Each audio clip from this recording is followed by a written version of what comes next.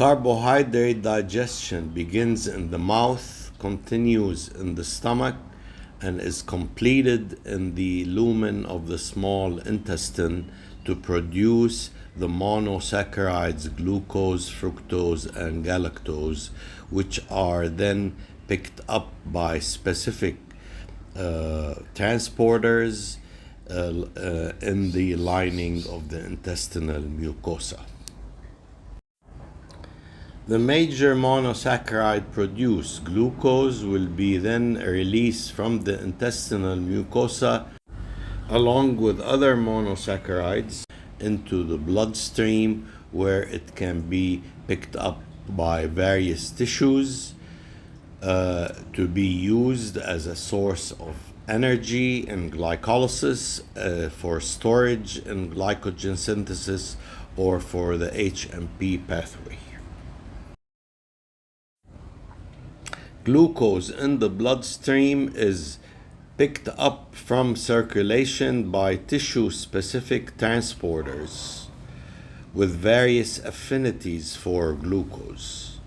Some of these tissue-specific transporters are insulin-sensitive, like GLUT4, which is present in adipose tissue and muscle.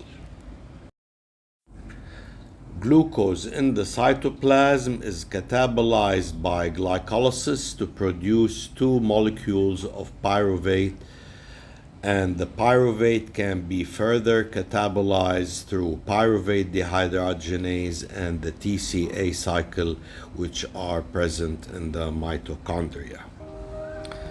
Glucose has at least 4 uses in the cell. The first one is through glycolysis to produce energy and 2 molecules of pyruvate.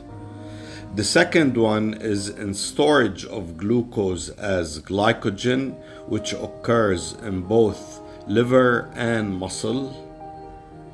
The third one is in the hexose monophosphate pathway or pentose phosphate pathway, which produces NADPH and pentose phosphate or ribose phosphate needed for nucleotide biosynthesis. The fourth important use is in glycosaminoglycans, which are important extracellular matrix components, and glycolipid and glycoproteins, which are plasma membrane components.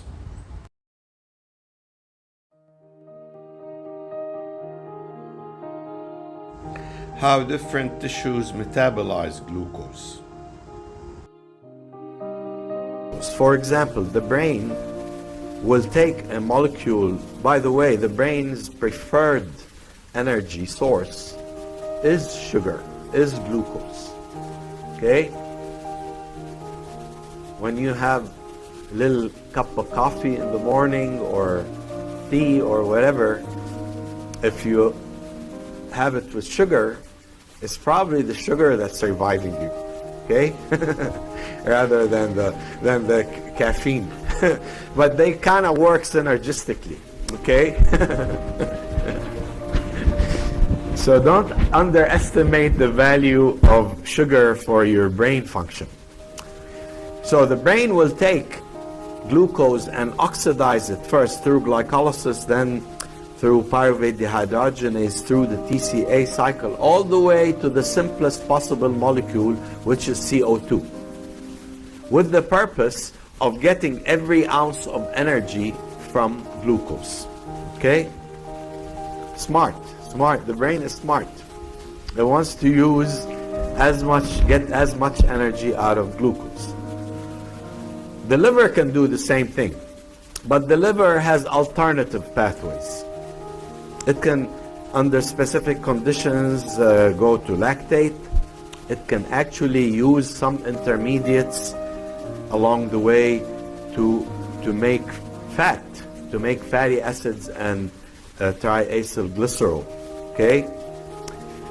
But importantly, the liver, although this has nothing to do with glycolysis right now, the liver is uniquely able to make glucose.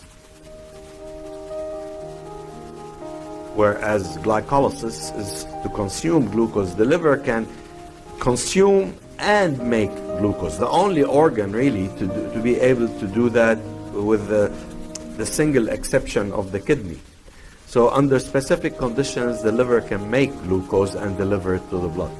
Adipose tissue will break it down to acetyl-CoA and then can store much of that in the form of fat. Muscle, similar to the brain and liver, can go all the way to CO2 under anaerobic conditions, can produce lactate. This is unique here, erythrocytes. The last thing that erythrocytes can produce from glucose is lactate. They can't go any further. And the reason being is that erythrocytes or red blood cells don't have mitochondria.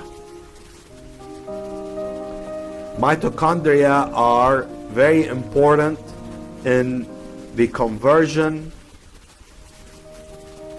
of pyruvate or oxidation of pyruvate all the way to CO2. All of that occurs in the mitochondria. And the conversion of high energy molecules like NADH and FADH2 into usable energy as ATP also occurs in the mitochondria.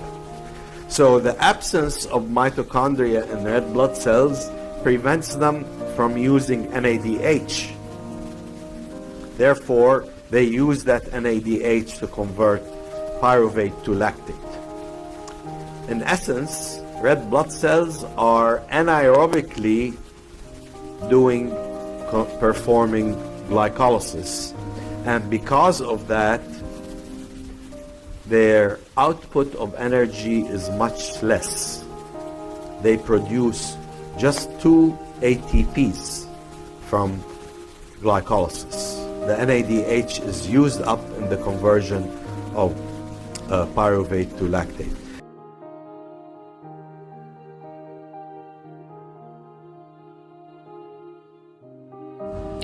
Glucose, a 6-carbon monosaccharide, is catabolized sequentially by glycolysis, pyruvate dehydrogenase, and the TCA cycle to yield 8 ATPs, 6 ATPs, and 24 ATPs respectively, for a total output of 38 ATPs. Dividing 38 ATPs by 6 carbons in glucose will give you 6.33 ATPs produced per CO2 produced. If you like this video, please subscribe. Thank you.